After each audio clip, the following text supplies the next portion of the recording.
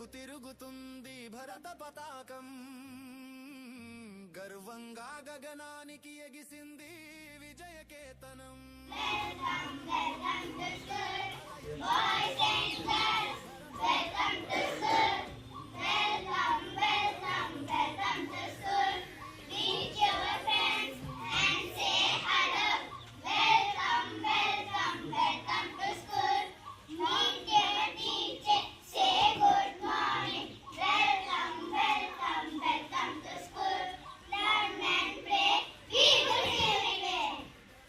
ఎందరో వీరుల త్యాగ ఫలితంగా మనకి స్వాతంత్రం వచ్చింది.